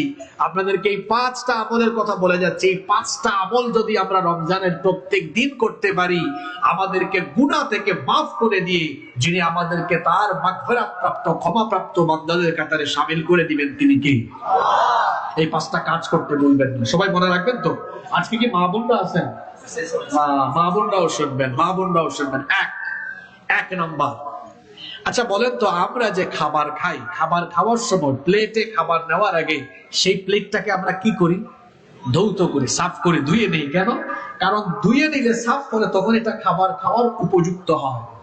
খাবার খাওয়ার জন্য যেমন প্লেটকে ধুয়ে খাবার খাওয়ার উপযোগী বানাতে হয়, ঠিক তেমনি আমরা আল্লাহ তাআলার জান্নাত পেতে হলে আগে নিজেকে ক্ষমাপ্রাপ্ত হিসাবে আমাদেরকে উপযোগী বানাতে হয়। খাবার খাওয়ার আগে যেমন প্লেট ধুইতে হয়, তেমনি আল্লাহর তরফ থেকে রহমত পেতে হলে, মাগফিরাত পেতে হলে এর আগে আমাদেরকে একটু ধুয়ে বসে সাফ করতে হবে। কারণ আমাদের জীবনে গুনাহ আছে না নাই? এখন প্লেট তো ধুই আমরা পানি দিয়ে, ভীম সাবান দিয়ে। আমাদের নিজেদের গুনাহকে আমরা ধুবো কি দিয়ে? তওবা ইস্তেগফার দিয়ে। জোরে বলেন, কি দিয়ে? তওবা ইস্তেগফার দিয়ে। আমাদের গুনাহের পরিমাণ যত বেশি, আল্লাহ তাআলার দয়ার পরিমাণ কম না বেশি?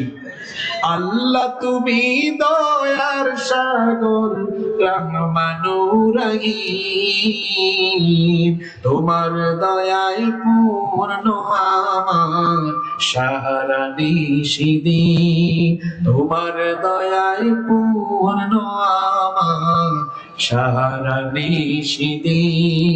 আল্লাহু আকবার। সার্বক্ষণিক যার দয়ায় বেঁচে আছি তিনি কি?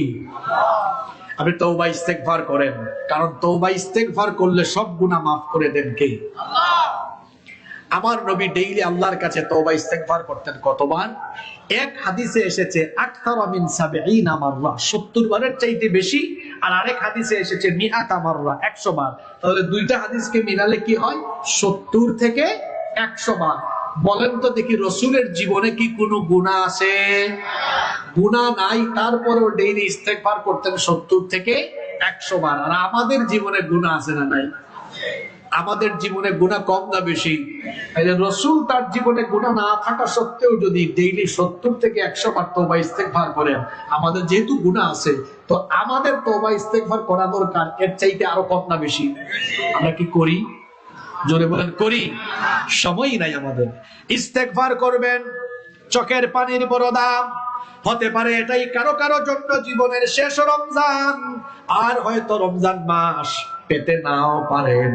2 ফোঁটা চোখের পানির এত দাম আল্লাহর কাছে। এই যে পাশেই আপনাদের বঙ্গোপসাগর আছে, বঙ্গোপসাগর সহ দুনিয়ার 7টি বড় বড় মহাসাগরের পানি দিয়ে বলেন তো দেখি জাহান্নামের আগুনকে নিভিয়ে দেওয়া যাবে নাকি? কিন্তু আপনি আপনার সারা জীবনের গুনাহের জন্য যখন লজ্জিত অনুতপ্ত হয়ে 2 ফোঁটা চোখের পানি তওবা করে ছেড়ে দিবেন, এই 2 ফোঁটা চোখের পানি নাকের ডগায় আসার আগে আপনার আমলনামার সকল গুনাহগুলোকে 2 ফোঁটা চোখের পানি দিয়ে ধুয়ে মুছে সাফ করে দিয়ে আপনাকে গুনাহ থেকে যিনি পবিত্র করে দিবেন তিনি কে? তওবার মতো তওবা করব। রমজানের দিনের বেলা 30 দিন না 29 বা 30 দিন, একটা দিনও এই আমলটা মিস করব না। প্রত্যেক দিন তওবা ইস্তেগফার করব 70 থেকে, জোরে বলেন 70 থেকে 100 বার করবেন তো আপনারা ইনশাআল্লাহ। মাফ করে দিবেন কে? 2 নাম্বার, এই রমজান মাসকে ভালোভাবে কাজে লাগাতে হলে 2 নাম্বার যে আমলটা আমরা সবাই করব সেটা হচ্ছে রমজান মাসে বেশি বেশি আল্লাহর কাছে দোয়া করব, কারণ রমজান মাস তো দোয়া কবুলের মাস। তবে আমার দিকে তাকান বাবারা, ভাইয়েরা, মহিলা প্যান্ডেলে থাকা মা বোনেরা, রমজান মাসে আপনারা বেশি বেশি দোয়া করবেন। তবে দেখবেন ওই যে পরীক্ষার্থী ছেলে মেয়েরা আছে, তারা পরীক্ষার আগে স্যারকে বলে, স্যার এত বড় বই ঠিক আছে পড়বো, কিন্তু একটু যেগুলা বেশি কমন আসতে পারে, যেগুলা বেশি গুরুত্বপূর্ণ এগুলো বলে দেন। তখন স্যার 100টা প্রশ্ন থেকে 20টা বলে দেন, ছাত্ররা 20টা পড়ে যায়, পরীক্ষায় পাশও করে ফেলে। পুরো রমজান মাসই তো দোয়া কবুলের মাস, তবে দোয়া কবুলের কিছু গুরুত্বপূর্ণ সময় আছে না নাই? এইরকম 8টা সময়ের কথা বলে দিই। রমজান মাসে এই 8টা সময়ে, রমজান মাসে এই 8টা সময়ে দোয়া করতে ভুলবেন না। কয়টা সময়? এই 8টা সময় দোয়া করলেই দোয়া কবুল করবেন যিনি, তিনি কে? ভালো করে শুনেন। 1 নাম্বার, মা বাইনাল আযানি ওয়াল ইকামা, আযান এবং ইকামতের মাঝখানে দোয়া করতে ভুলবেন না, কারণ আল্লাহর নবী বলেছেন লা ইউরাদ্দু দুআউ বাইনাল আযানি ওয়াল ইকামা, আযান আর ইকামতের মাঝখানে যে দোয়া করা হয় এই দোয়া আল্লাহ তাআলা ফিরায়া দেন না। প্রত্যেক ওয়াক্ত নামাজের জন্য আযান হয় না? আযানের অন্তত কত মিনিট পরে জামাত আরম্ভ হয়? অন্তত 15 মিনিট না? অন্তত 15 মিনিট। তো এই যে আযান ইকামতের মাঝখানে এই 15 মিনিট আপনারা কি করেন? যুবক ছেলেরা তো রমজান মাসে তারা কি করবে একটু আগাম বলে দেই, তারা প্রথম তারাবিতে গিয়ে একটা সেলফি তুলবে। আলহামদুলিল্লাহ প্রথম তারাবিতে উপস্থিত, নামাজ পড়ে আবার আলহামদুলিল্লাহ প্রথম তারাবি ডান। প্রথম তারাবি কিরে পোলা পাইন, এখন কথা কয় না, এগুলো শুরু হবে দেখবেন। এই যে আজান হওয়ার পরে সে মসজিদে গিয়ে ছবিটা তুললো, এই ভাইটা জানে না আজান হওয়ার পরে আজান ইকামতের মাঝখানে এই যে 15টা মিনিট সময় আছে, এই সময় বান্দা আল্লাহর কাছে যা চাইবে, যা দোয়া করবে আল্লাহ কোনো কিছু ফিরাইয়া দিবেন না। সুবহানাল্লাহ। তো তখন কি মোবাইল চালাবো? আর বুড়া চাচারা কি করে? পাশের মুরব্বী এমনি এমনি গুতায়, কি খবর? তারপর কয় তোমার বউ বাচ্চার কি খবর? চাচা চাচা 2 চাচা কি করে? গল্প করে আজান ইকামতের মাঝখানে। আর যুবকরা একটা আরেকটারে কয়, দোস্ত দেখ একটু আগে ছবি দিছি রমজানের প্রথম তারাবি, 10টা লাইক পেয়ে গেছি। তারা হিসাব করে লাইকের, আর বুড়া চাচারা হিসাব করেন পরিবারের, তারা গল্প গুজব করেন। আজান ইকামতের মাঝখানে কি গল্প করা আর ফেসবুক চালানোর সময়? জোরে বলেন, ফেসবুক চালানোর সময়? আর মহিলাদের অবস্থা তো খারাপ, তারা আজান কোন দিকে ইকামত কোন দিকে খবরও নাই। আমি আমার মা বোনদেরকে সহ আপনাদের সবাইকে বলবো, রমজান মাসে 8টা সময় দোয়া কবুল করবেন, আল্লাহ ফিরাইয়া দিবেন না। সুবহানাল্লাহ। এর মধ্যে 1 নাম্বার, আজান ইকামতের মাঝখানে এই সময়ে দোয়া করলে দোয়া কবুল করবেন যিনি, তিনি কে? এই 8টা সময় মুখস্থ করতে পারবেন না? আমি কালকে খুলনায় বলেছি, তারা মুখস্থ করছে, আপনারা আজকে পারবেন না? 1 বলেন, 1 কি বলেন? 1 নাম্বার কি বললাম? আজান ইকামতের মাঝখানে। 2 নাম্বার, দুবুরা কুল্লি সালাতিন মাকতুবা, প্রত্যেক ফরজ নামাজে অবশ্যই বেশি বেশি দোয়া করবেন, কারণ এই সময় দোয়া কবুল করবেন কে? 3 নাম্বার, নামাজে যখন সাজদায় যাবেন তখন দোয়া করবেন, কারণ আল্লাহর নবী বলেছেন বান্দা যখন নামাজে দাঁড়িয়ে যায়, সে যখন নামাজে সাজদায় যায়, আকরাবু মা ইয়াকুনুল আবদু মির রাব্বিহি ওয়া হুয়া সাজিদ, আল্লাহর নবী বলেছেন বান্দা যখন নামাজে আল্লাহ তাআলার কুদরতি চরণে সাজদায় লুটিয়ে পড়ে, তখন বান্দা আল্লাহর এত কাছাকাছি চলে যায়, আল্লাহ আর বান্দার মাঝখানে তখন কোনো পর্দা থাকে না। নবীজি বলেছেন ফাআকতিরু ফীহি দুআ, সুতরাং সিজদার সময় বেশি বেশি দোয়া করো। কিন্তু আমাদের দেশের মুসল্লিদের পরিস্থিতি হলো এমন, সাজদার মধ্যে যত তাড়াহুড়া, সাজদায় গিয়ে সুবহান রাব্বিয়াল আলা শুদ্ধ করে পড়ে না। হাসতেছেন আপনারা, এগুলো বাস্তব না অবাস্তব? সাজদা একটু লম্বা করবেন। ইমাম সাহেব তো সাজদা লম্বা করলেও বিপদ, পিছন থেকে মুসল্লি সিগন্যাল মেরে ইমাম সাহেবকে সতর্ক করে, ও আপনাদের এলাকায় নাই তো এগুলো, এমনি এমনি মানে আসলে এরকম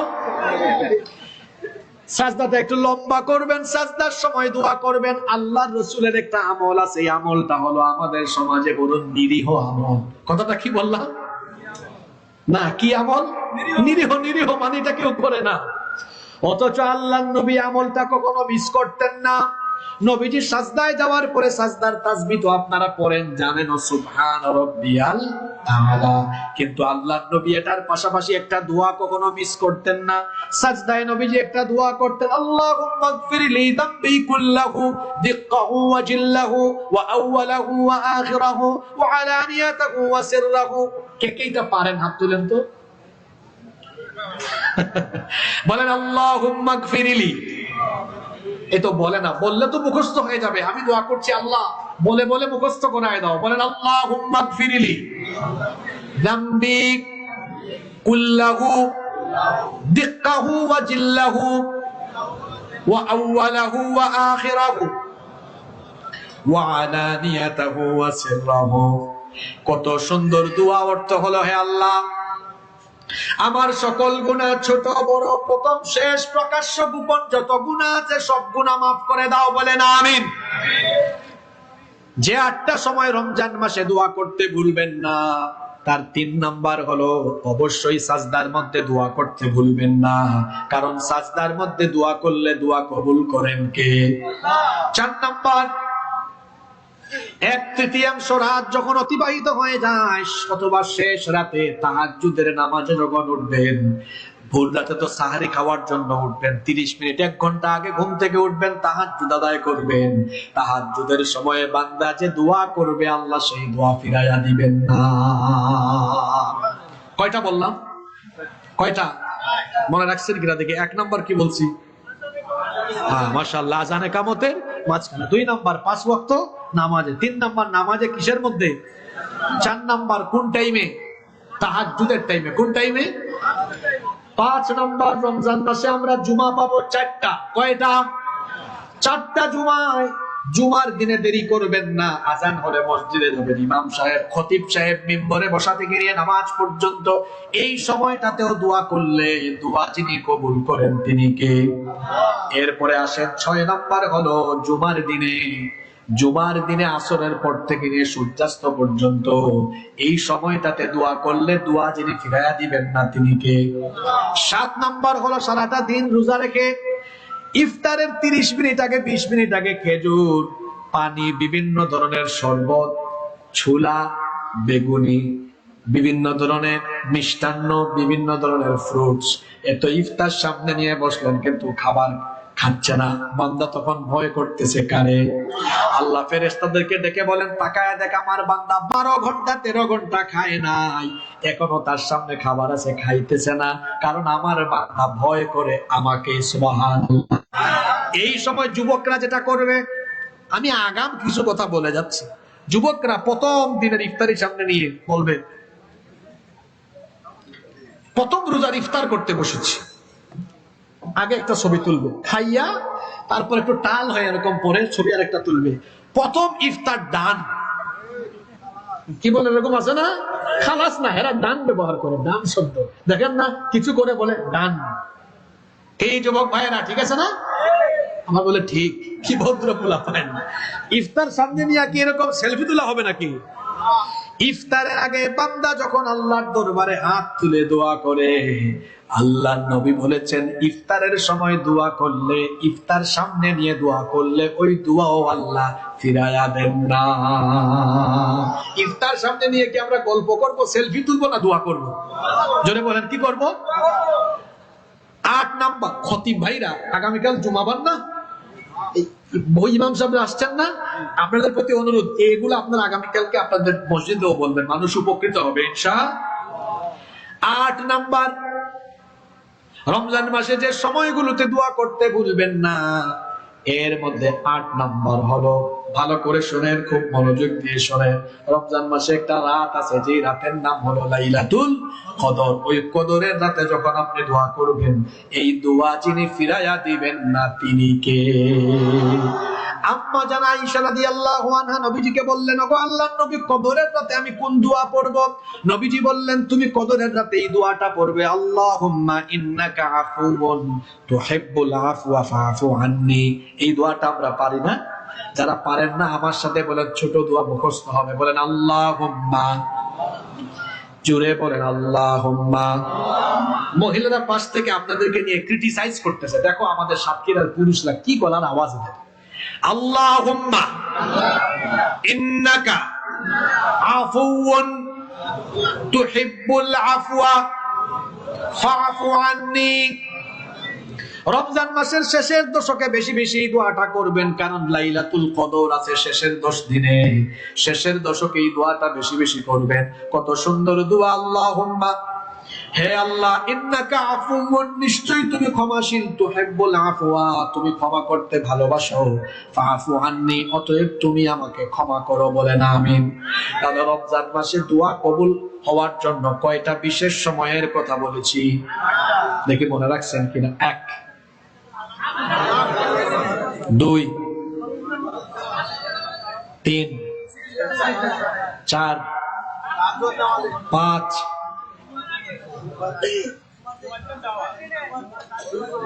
জুমার দিনে খতিব সাহেব মেম্বরে বসা থেকে নিয়ে নামাজ পর্যন্ত 6, জুমার দিনে আসরের পর থেকে সূর্যাস্ত পর্যন্ত 7, 8, আলহামদুলিল্লাহ পড়েন। এইটা হলো সাতক্ষীরার শ্রোতাদের বৈশিষ্ট্য, মুখস্থ করে ফেলছে, আলহামদুলিল্লাহ পড়েন।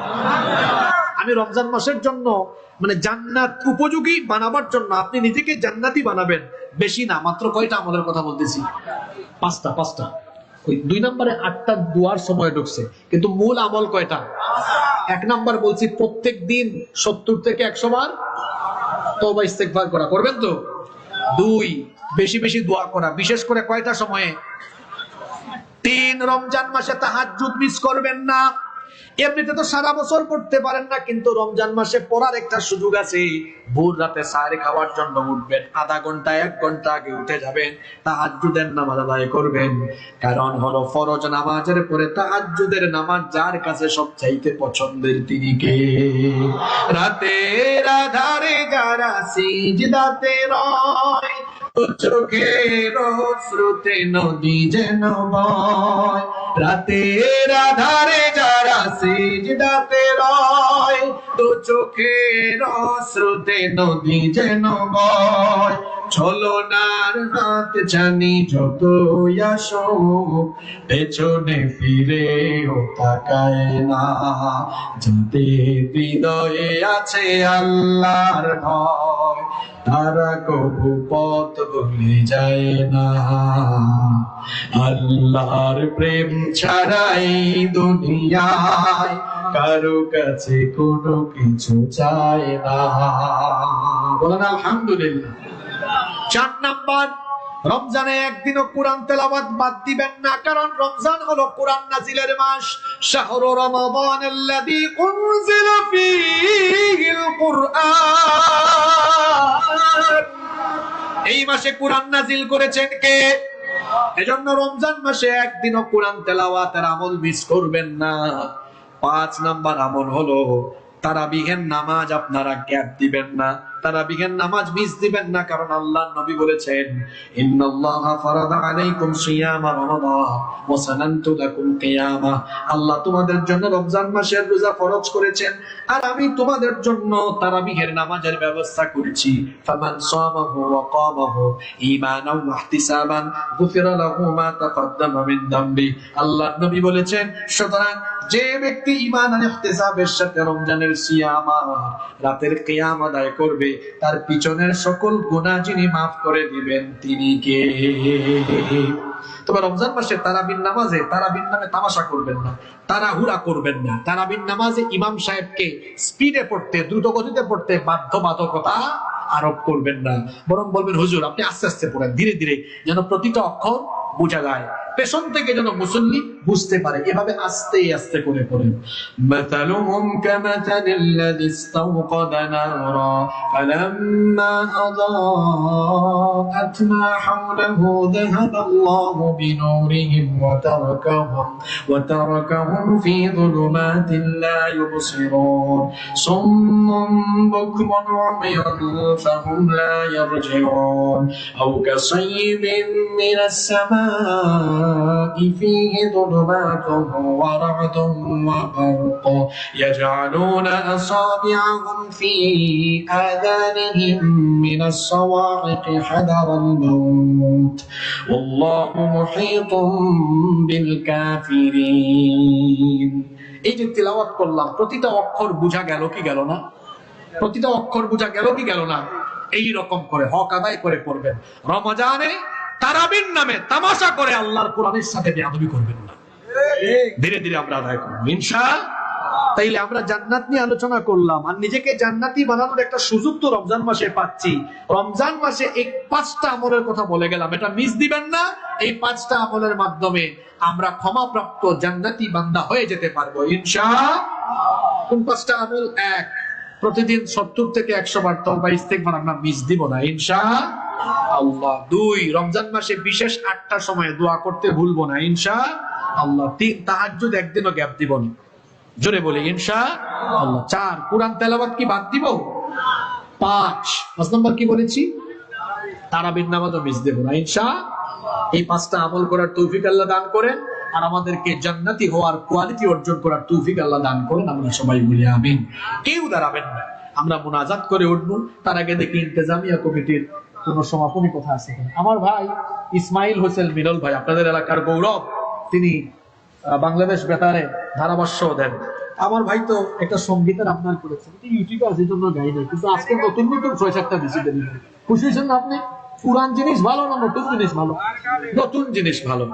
আমার ভাই, আমি একটু অসুস্থতা বোধ করছি, এর জন্য দেখেন না এটা খুলে ফেলছি, তো গরমও লাগছে, একটু ফ্যান ব্যবস্থা করলে ভালো হইতো। আরে যাই হোক, আচ্ছা যাই হোক, ঠিক আছে, বসেন বসেন। আপনার সাতক্ষীরার মানুষ, ধরলে ছাড়েন না, এটা সুপার গুড মতো আপনার। আল্লাহ এই ভালোবাসা কবুল করেন। আমাদের ভালোবাসা সবই যেন হয় মহান রবের জন্য,